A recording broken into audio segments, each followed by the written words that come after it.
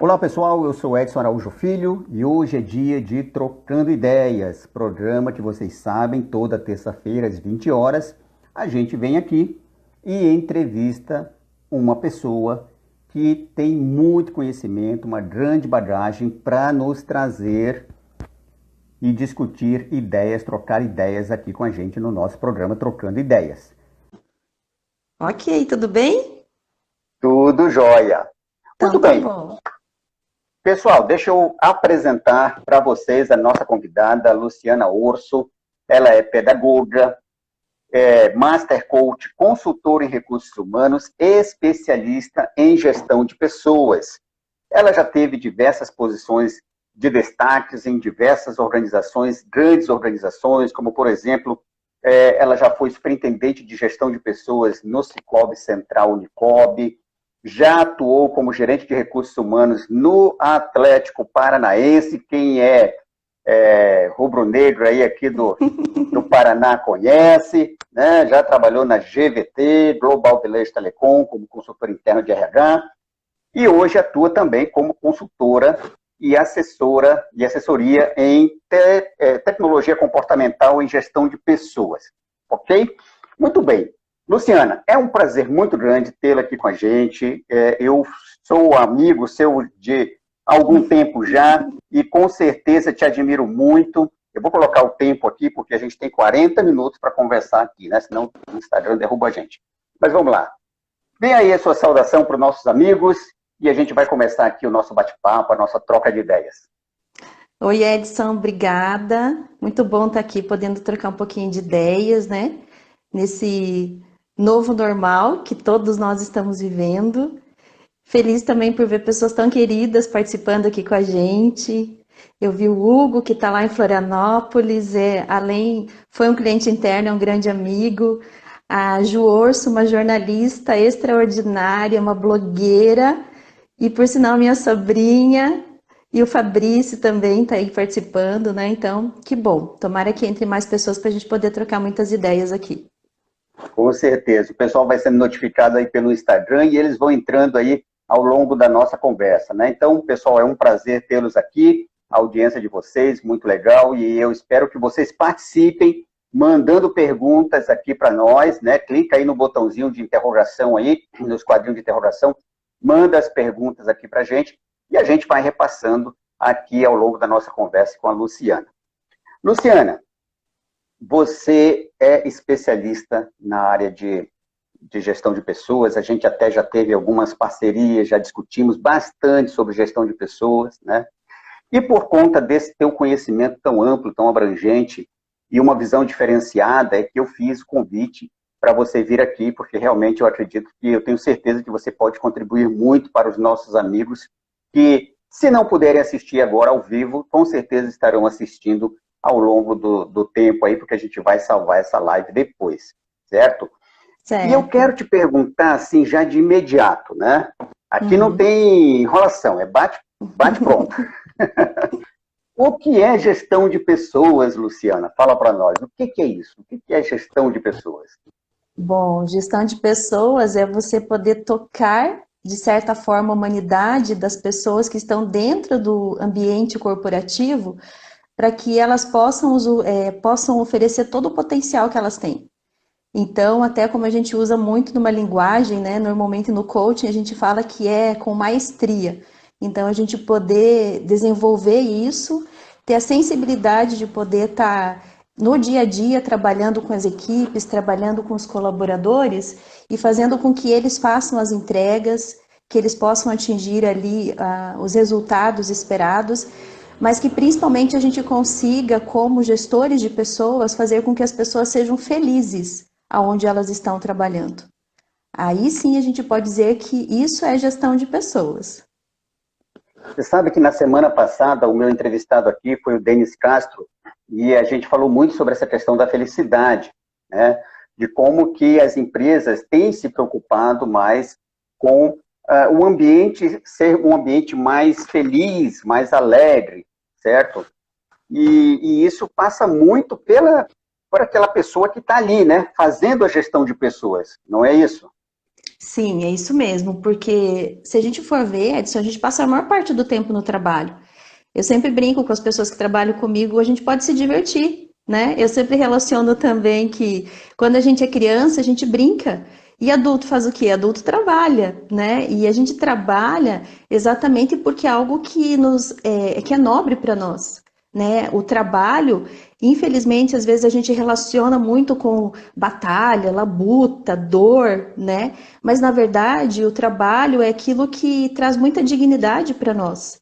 Principalmente porque é onde a gente consegue desempenhar as nossas habilidades, onde a gente pode aprender, onde a gente pode contribuir muito. E tudo isso faz com que a gente realmente possa ser feliz e também se divertir. Por que não se divertir no trabalho, né? Ó, a Silmara, que sempre está aqui com a gente, participando, né? A Silmara é especialista em etiqueta corporativa, né? Etiqueta pessoal no mundo corporativo.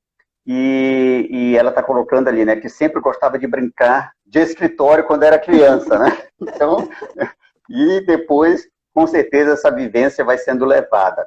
Agora, você falou, nessa tua última resposta, em habilidades, desenvolver as habilidades das pessoas, que é uma preocupação do gestor de pessoas dentro das organizações, não é? E aí eu quero Uhum. te perguntar o seguinte: o Fórum Mundial, este ano, listou algumas habilidades necessárias para a carreira das pessoas, né? Então, listou lá resolução de problemas, criatividade, várias, as 10 principais qualidades. Bom, a pesquisa era muito clara em dizer assim, né?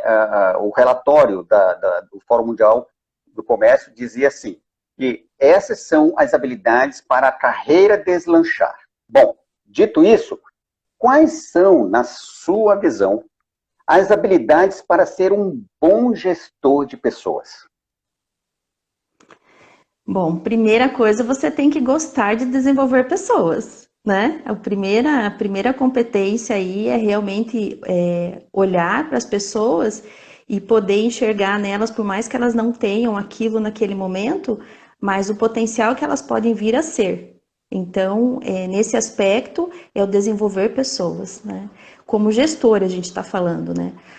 A Sim, outra, uma habilidade, assim, que é muito importante também, do gestor poder filtrar, porque o gestor, pela posição normalmente estratégica que ele está, ou em frente a uma equipe, ele precisa realmente entender como vai transmitir aquela mensagem, até mesmo porque existem perfis diferentes dentro da equipe dele, né?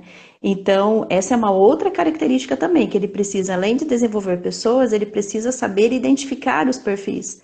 E o identificar perfis também vai no nível de maturidade, porque você, quando olha para as pessoas, você olha ali para o mundo, né? Na verdade, cada ser humano tem um mundo, tem uma história de vida, tem uma bagagem. E quando você olha para a pessoa dessa forma, ela vai ter dias que ela vai estar bem, tem outros dias que ela não vai estar bem. Então, essa identificação, além do perfil, é poder acompanhar no dia a dia também como que aquela pessoa está. Porque a gente acorda bem, outros dias não tão bem. Então, são duas características que eu considero muito relevantes para quem está fazendo gestão de equipes, né? Que é o desenvolver pessoas e também de identificar não só o perfil, para realmente você ter as pessoas ali de acordo com as competências que ela tem nos cargos, que precisam ser alocados, mas que ela também saiba reconhecer no dia a dia como aquela pessoa está, né? Exatamente porque a gente muda, né? Todos os dias a gente tem aí novidades, enfim, tem as situações e as circunstâncias que acontecem. legal. Pessoal, se vocês estão participando aí, quiserem mandar uma pergunta, por favor, fiquem à vontade para enviar aqui para a gente repassar, né, para a Luciana Urso. Luciana, as empresas, em geral, existe uma máxima no mundo corporativo que é assim: as empresas contratam pela técnica e demitem pelo comportamento, correto? Uhum. Por que que essa é uma verdade tão antiga e, ao mesmo tempo, tão presente? é uma falha na gestão, né? Uhum. Edson, na minha opinião, o RH ele é uma área que não acompanhou toda a tecnologia, né, que nós temos hoje disponível. Então, o que que aconteceu? As empresas normalmente olham para o RH como uma área de custo, despesa. Então, com Uhum. isso, não era relevante, principalmente, eu vou fazer uma contratação, tá, mas o que que você espera nesse cargo? Que competências você espera encontrar nesse cargo? E assim, sempre muito pelo técnico. Eu preciso que ele tenha tal formação, eu preciso que ele tenha X tempo de experiência. Era tudo muito técnico. Só que a pessoa, quando ela ocupa uma posição dentro de uma empresa, ela tanto vai ter que ter as competências técnicas como as competências comportamentais. E se isso não for definido de início, vai acontecer essa incompatibilidade depois, porque você vai contratar Mas pelo não, técnico e você não vai ter estabelecido quais eram as competências. Por exemplo, a gente acabou de falar de competências de gestão, eu citei duas, né?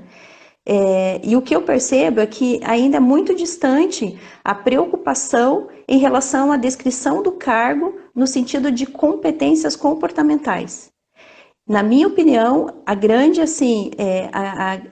dificuldade que se tem hoje é porque no momento de se estabelecer qual é o cargo, quais são até mesmo as atividades, tudo isso fica muito generalista. Então, não é simples para as pessoas, né, poderem entender isso depois que elas já estão ocupando a posição. mas não foi por conta disso, dessa dificuldade, que começou a haver uma aderência, né, ou uma busca maior de gestores no RH, com uma formação em psicologia, por exemplo, para exatamente preencher essa lacuna que você está colocando, de identificar os perfis, de identificar as competências, ou eu estou enganado? Não, é isso. E é bem legal você estar falando nisso, porque normalmente a gente vincula muito a área de recursos humanos com psicólogos, né? E, na Uhum. verdade, a área de recursos humanos, principalmente no momento atual, em que a área precisa ser muito parceira de negócios, né? É o famoso RH estratégico que se fala tanto. A gente precisa ter pessoas que tenham uma visão sistêmica. E aí independe se é um psicólogo, se é um administrador, se é um engenheiro, porque o que a gente precisa encontrar nos gestores são habilidades com o pensamento em termos de pessoas. Que se a gente fosse olhar dentro de uma ciência, a gente poderia dizer que a dimensão pessoal dessa pessoa, ou seja, a forma de pensamento que essa pessoa tem, deveria ter competências elevadas voltadas aí para a questão das pessoas. Então, realmente, mas tudo isso eu vejo como parte de um processo de amadurecimento do RH. Porque até como eu falei há pouco, a gente relaciona muito o RH com folha de pagamento. E o RH é muito mais que folha de pagamento. E até acho bem pertinente colocar para você alguns cenários que algumas empresas já vêm trabalhando. Por exemplo, as empresas que estão numa linha mais estratégica ou que já entenderam que o RH pode ser realmente uma área do negócio, eles têm separado a área de recursos humanos em dois. Eles normalmente colocam a área de folha de pagamento, porque eles verificam que é uma área extremamente rotina, Que, na minha legislação. opinião, na verdade, deveria ser uma área mais ali, ligada à contabilidade, né? Na minha visão, ela deveria ser uma área, eu estou falando de folha de pagamento, né? Aham, de folha de Ligada à pagamento. contabilidade, porque é processo, rodar, Jurídico. Uhum. né, documentação e tal, etc. Né? RH, na minha opinião, é outra coisa. Exatamente. Só que as empresas ainda não conseguem fazer essa divisão. Por isso que eu até coloquei que é uma evolução que o RH precisa conquistar. E aí vem o desafio exatamente dos profissionais que estão na área de recursos humanos. Porque isso não quer dizer que nós não precisamos conhecer da folha de pagamento. Nós precisamos conhecer da folha de Claro. pagamento. Uma coisa é Porque uma coisa, outra coisa é outra coisa. por mais que a área esteja, até para deixar claro isso que eu estou colocando. Então, na situação de folha de pagamento, algumas empresas que estão, inclusive, muito adiantadas em relação a capacitações, elas têm trabalhado muito com Centro de Serviços Compartilhados, o famoso CSC, que são centros onde eles colocam todas as áreas que são interdependentes. A exemplo do que você falou, contabilidade, folha de pagamento, contas a pagar, tudo que diz respeito, porque aí você centraliza, né? Dentro Uhum. da, das divisões ali dentro da empresa, você teria essa área que seria uma área bastante seguindo rotina. E aí é bem interessante, Edson, porque aí a gente já está falando, olha o perfil, né? São pessoas que precisam ser detalhistas. Tá vendo como a gente volta de novo para a importância do cargo, Exato. né? Que a gente falou das Sim. competências. A Silmara ali até colocou que esses treinamentos comportamentais, essa análise comportamental tem que ser visto como um investimento, que é muito importante, né? Muita gente, como você falou, só olha como sendo de custo. Não, é um custo, é um custo, é um custo, né? E não como investimento. Agora, você falou agora há pouco também a questão de que essa modernização do RH precisa acontecer, talvez até de uma forma mais rápida, e você também falou de tecnologia. Existem hoje tecnologias que ajudam o RH a ir para essa questão da identificação dos perfis comportamentais, do perfil de pensamento, né, como você colocou agora há pouco, do colaborador em vias de ser contratado? Sim, existem. E essa é uma outra mudança de mentalidade que as empresas precisam estar atentas e caminhar para isso. Eu falei bastante da parte da folha, né? Mas quando eu falo até dessa diferença que existem algumas empresas que têm trabalhado muito próximo da área de gestão de pessoas, e daí até usam o nome desenvolvimento humano, gestão de pessoas, gestão, porque é uma área específica que vai trabalhar a parte comportamental dos colaboradores, que entra o que foi citado há pouco, treinamentos comportamentais, Mas deixa eu feedback. só aproveitar, nisso que você está falando agora, tem uma pergunta aqui que foi feita da Silmara, que ela pergunta assim, como está sendo a atuação do RH hoje? As questões, deixa eu pegar aqui exatamente, as nuances de equilíbrio e traquejo social estão sendo devidamente analisados? Então, eu estou aqui entendendo que ela está perguntando no sentido comportamental, né? Uhum. Olha, Silmara, deveria estar sendo, mas nem todas as empresas vêm trabalhando dessa forma, né? Porque ainda se olhado muito a parte técnica e não olhado a parte comportamental. E no momento como a gente está vivendo, né, onde a pandemia pegou todo mundo de surpresa, as empresas vão aprender, vão ter que evoluir muito rapidamente. E infelizmente, se elas não estiverem com essa mentalidade, né, como a gente fala, esse mindset diferente, aberto, eles não vão conseguir acompanhar e vão ter provavelmente prejuízos financeiros, né? Então, Puxando aí, vou engatar uma aí outra pergunta aqui para você, já uhum, nessa aí. Desculpa te cortar, mas assim, ó, imagina. você está falando da evolução do mindset. A gestão de pessoas nas empresas, ela envelhece, então? Ela está obsoleta? Está. Na verdade, ela ainda muito ligada à folha de pagamento. Acha que é Uhum. só pagar. Tanto que, assim, é muito interessante. Teve algumas empresas que eu trabalhei e, às vezes, assim, uma pessoa de extrema competência, quando o RH chamava, ele chegava tímido e falava, mas por que que você tá assim? Ah, mas quando o RH chama dá medo, porque ou o RH contrata ou ele demite. E Pode na demite. verdade, existe uma grande oportunidade, que é exatamente aquilo que a gente começou falando, Edson, de fazer, criar um ambiente para que as pessoas sejam felizes no que elas estão fazendo. E como que a pessoa vai ser feliz? Ela vai estar fazendo aquilo que ela sabe fazer, aquilo que ela tem competência para fazer. Sim. Então, é necessário que haja esse entendimento por parte das empresas de que são coisas distintas. O RH está tratando de recursos humanos, mas nós temos em termos de maturidade, em termos de nível de necessidade de acompanhamento, muito mais em gestão de pessoas, porque a área de gestão de pessoas, que algumas vezes está vinculada ao RH, ou às vezes está vinculada diretamente ao presidente, ao diretor-presidente, ele trabalha muito mais voltado ao desenvolvimento das pessoas, aonde se olha exatamente em questões comportamentais para garantir que essas pessoas estejam ali ocupando as posições necessárias, né, o que elas têm a competência, e que os investimentos sejam direcionados também, como foi a própria Silmara que colocou para nós em termos de treinamentos.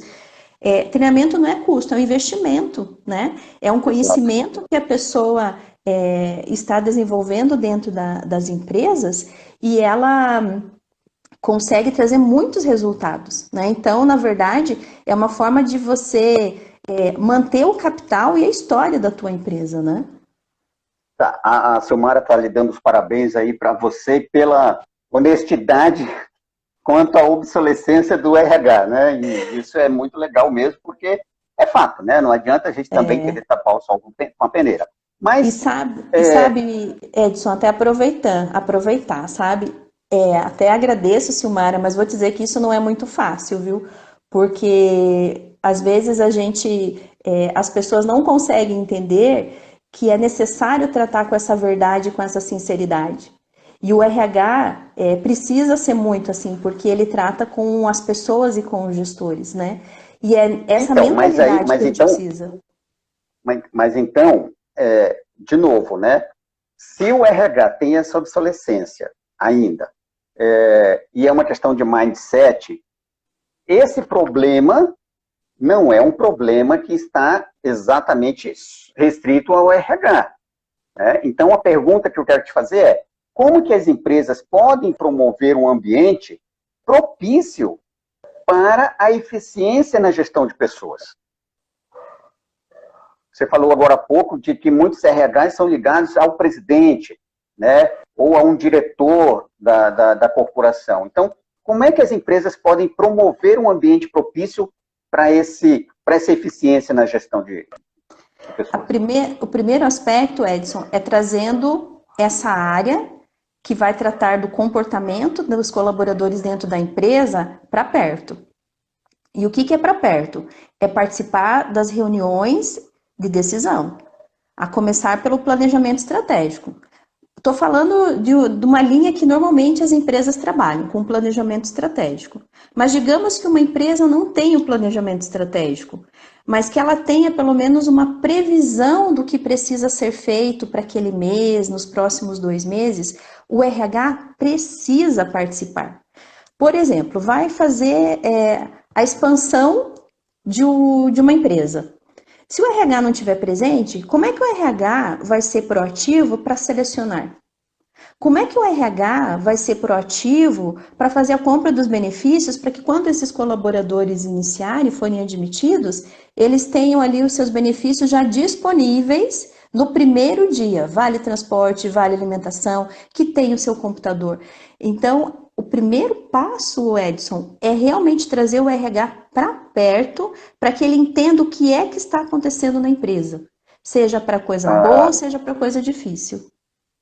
A Silmara está mandando ali uma participação onde ela coloca assim que ela participou de um curso de LGPD, né, Lei Geral de Proteção de Dados, e não tinha ninguém do RH participando lá, e ela achou um absurdo, e realmente, né? Mas quando você falou que o RH é preciso participar de reuniões estratégicas, né, estar ali ao lado do presidente, isso me lembrou uma situação em que várias reuniões, várias discussões que eu participei, por exemplo, eu sou muito ligado à área de experiência do cliente, porque eu atuo muito nessa área, eu sou especialista nessa área. Então, eu participando de um evento esses meses atrás aí, alguém falou assim: não, o sonho é quando a pessoa responsável pela experiência do cliente estiver sentada ao lado do presidente. Daí agora o RH, aí daqui a pouco... Aí eu fiquei pensando agora, né, cara, eu acho que vai ter uma empresa em que vai estar o presidente no centro e só os departamentos do lado. Mas isso não é exatamente a posição do diretor, dos diretores de cada área, dos líderes de cada área. Quer dizer, eu fico pensando assim, essas pessoas não estão ali. Edson, você trouxe um outro aspecto que é muito interessante, né? Primeiro, quando você tem um organograma que tem muitos níveis, você pode, assim, vai ser, talvez sejam exceções as empresas que têm uma boa comunicação, porque o pedido do presidente vai ser de uma forma que vai chegar para o vice, que vai chegar para o diretor e assim vai, até chegar na área que realmente precisa executar, vai chegar diferente o pedido, né? E quando a gente fala até nesse modelo que você colocou, né, será que as pessoas vão estar em volta? Edson, esse é o momento. Nós vivemos um momento de cooperação. Nós vivemos um momento onde a comunicação ela precisa ser muito transparente, que a mensagem precisa ser única. E a habilidade que um diretor maior ou que um líder maior, em que um presidente tenha, ele tem que ter habilidade para poder ter essas pessoas perto e saber lidar com essas pessoas. Talvez ele não precise fazer a gestão dessas pessoas, mas essas pessoas precisam sim participar desses momentos para que elas entendam a importância do papel que elas têm. Que essa é uma outra competência, Edson, que assim, como RH, a gente está falando em desafios de RH, de gestão de pessoas, o que é muito comum encontrarmos dentro das empresas são pessoas que estão ocupando posições e não têm consciência dos seus papéis. O que isso significa? Às vezes é um diretor que ele deveria ocupar uma cadeira de diretor, mas ele está agindo como um nível mais baixo, como um gerente. Ou seja, ele não está delegando, ele está centralizando.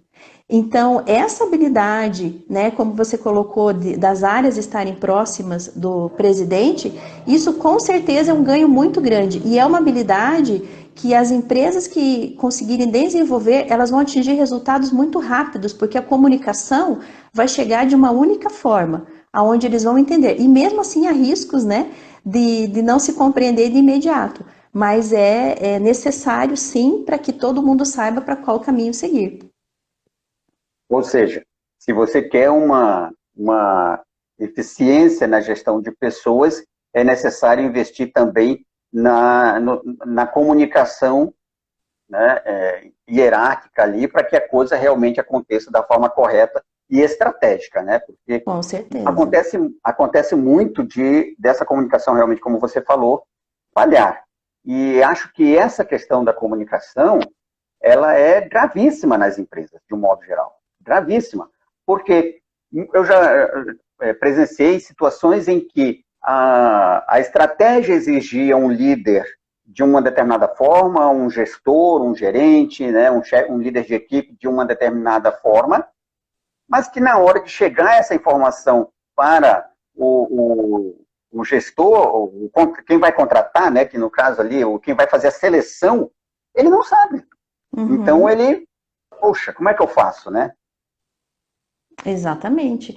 É o que acontece. A comunicação é uma necessidade iminente em qualquer relacionamento, né? Seja no nosso ambiente pessoal, seja no nosso ambiente, principalmente corporativo. E se nós não tivermos essa comunicação realmente traduzida de N formas, porque a responsabilidade, quando a gente vai ver a comunicação, a responsabilidade é de quem transmite a mensagem e não de quem está ouvindo. Então, o emissor ele precisa ter uma capacidade de fazer com que as pessoas entendam a mensagem que ele está passando. Então, por isso que a gente utiliza muitas formas de comunicação. As empresas trabalham com a comunicação interna, que trabalha constantemente aí, às vezes eles vão muito por uma linha só de datas comemorativas, mas é muito mais que isso a comunicação interna. A comunicação interna, ela tem o papel de gerar o engajamento das pessoas por meio de ações, que podem ser por meio de um vídeo, que pode ser um outro aplicativo utilizado, que pode ser um painel, que pode ser um e-mail, que pode ser uma carta, mas que vai fazer com que a comunicação aconteça. Você tocou num ponto importante aí, que é o papel do RH, né? E aí, de novo, do gestor de pessoal, né, do gestor de pessoas, muitas vezes parece que a preocupação é criar um ambiente de faz de conta, né? Aquele ambiente assim onde, não, nós temos um mural não sei do que, nós temos o e-mailzinho coloridinho que vai não sei para onde e tal, né? E se perde a oportunidade de fazer o desenvolvimento realmente das pessoas e o que você colocou, o engajamento, né? Que eu acho que é muito importante dentro das organizações.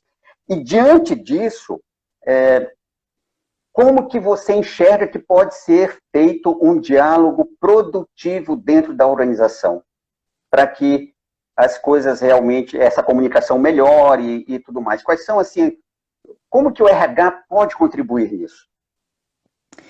Bom, primeiro com algumas ações, né? A gente utiliza algumas ferramentas, como você colocou, o mural, o e-mail, o aniversariante do mês, que são, né, são encontros que fazem com que as pessoas ali estejam próximas. Mas a comunicação precisa trabalhar muito com o líder, precisa trabalhar muito com quem está à frente das suas equipes. Então, a comunicação interna, desempenhando esse papel junto ali com a área de gestão de pessoas, pegando conteúdos, conseguindo extrair ou transformando um conteúdo, às vezes que é complexo para uma linguagem mais lúdica. Isso tudo faz com que as pessoas assimilem melhor. Porque quantas vezes a gente precisa, talvez, ler um texto ou fazer a leitura de determinado assunto para ter a compreensão. Então, é da mesma forma, a comunicação, ela precisa ser compreendida. E a compreensão, para ser produtiva junto com as equipes, precisa ser um trabalho muito próximo com os gestores, com os líderes que estão à frente das equipes. Que eles também vão ser, assim, essenciais nessa parte da comunicação da empresa com seus colaboradores. O que é mais difícil dentro da gestão de RH? Contratar ou demitir?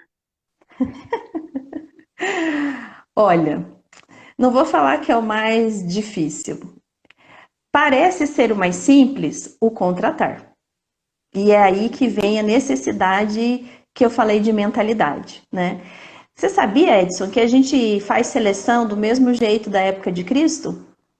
Você sabia disso, Edson? Não. Por quê? Se você buscar o histórico, era exatamente assim. Era chamar uma pessoa e ali você utilizar a sua lente humana para fazer a identificação. Agora eu te pergunto, Edson, você iria no médico e você aceitaria fazer uma cirurgia somente com o olhar do médico para você? Você se sentiria? Né? Tem ferramentas. Pelo menos um exame. Então, um exame de sangue, sei lá o quê, né? Você vê, a saúde trata dessa forma, né? Quanto mais exames você fizer, maior a possibilidade de um tratamento assertivo. Quando você vai comprar alguma coisa, você procura conhecer muito sobre o produto, para você ter certeza que você está fazendo a aquisição certa. E aí eu deixo até essa reflexão. Por que na hora de contratar, a gente considera que só passando o olho na pessoa ou que uma conversa de 1 hora é capaz de definir o futuro daquela pessoa? Você está chegando à questão de fazer testes, né? Usar ferramentas que aplicam testes para identificar habilidades, para identificar, por exemplo, vamos falar de uma ferramenta muito conhecida, o DISC, né? Que todo RH comenta e tal, poucos sabem usar, bem da verdade, né? Mas que muita gente fala. E outros testes mais comportamentais. Agora eu vou fazer o advogado do diabo. Isso não desumaniza? De forma nenhuma, Edson. Na verdade, quando você utiliza testes, quando você realmente se empenha em realmente identificar se aquela pessoa tem a condição para ocupar aquela carreira, você está, no mínimo, sendo justa ou justo com aquele candidato. E se você não fizer isso, você corre Porque quando você olha para o candidato e consegue enxergar ele na profundidade das competências dele, aí é um senso de justiça. Porque você sai da tua visão subjetiva. Você falou do DISC. O DISC é uma ciência muito usual. Gosto muito do DISC, trabalho com DISC desde 2006.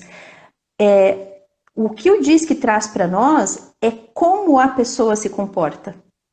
E isso significa o quê? O comportamento, desde que a pessoa queira, ele pode ser mudado.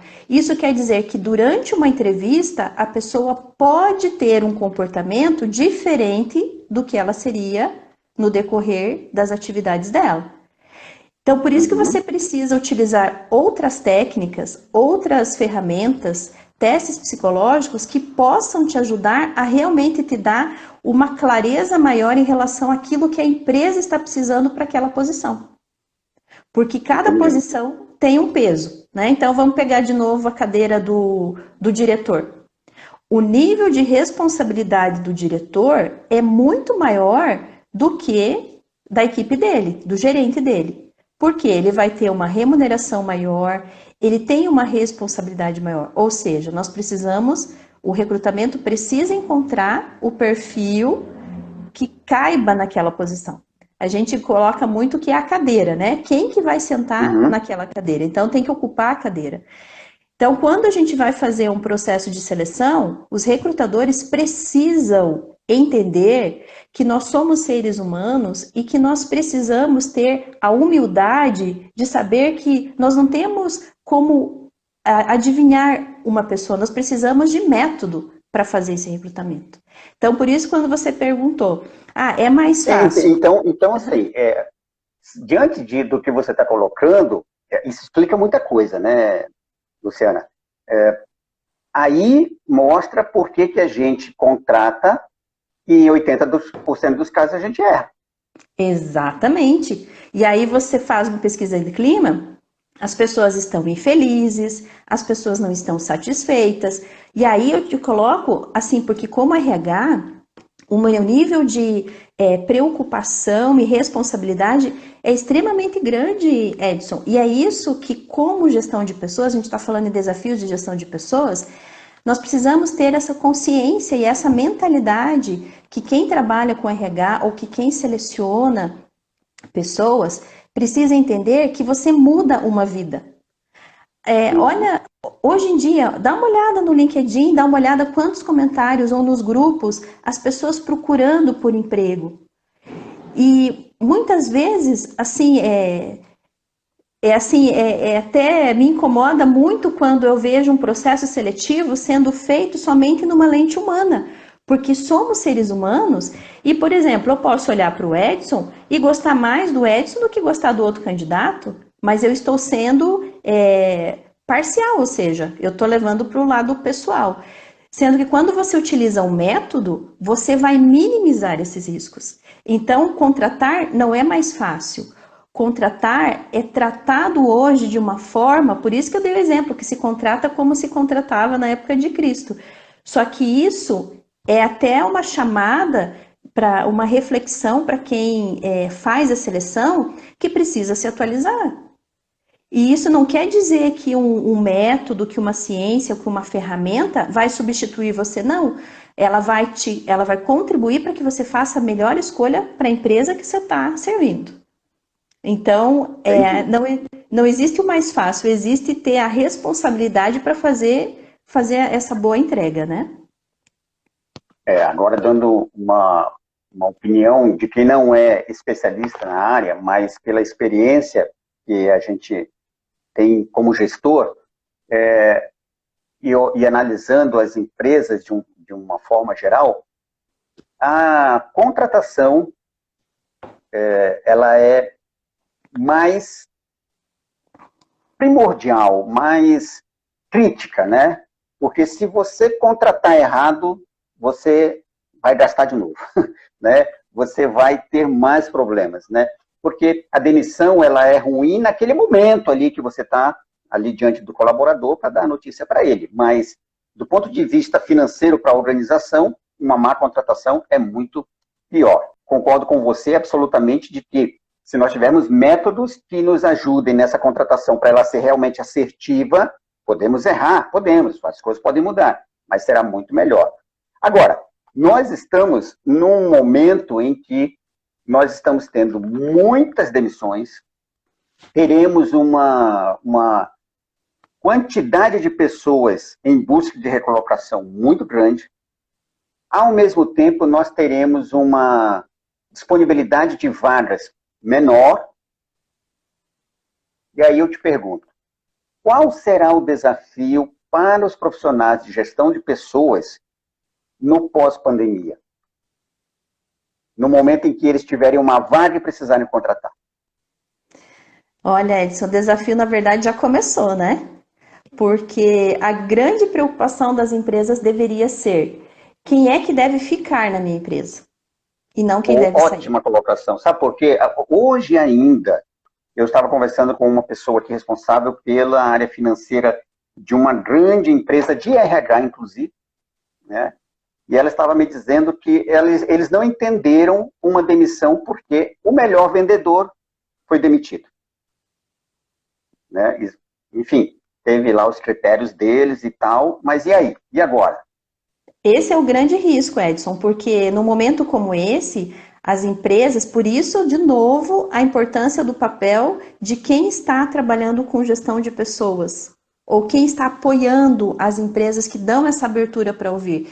É de exatamente colocar, não olhe pensando somente na redução. Isso vai acontecer porque é uma situação necessária, né, de acordo aí com cada empresa.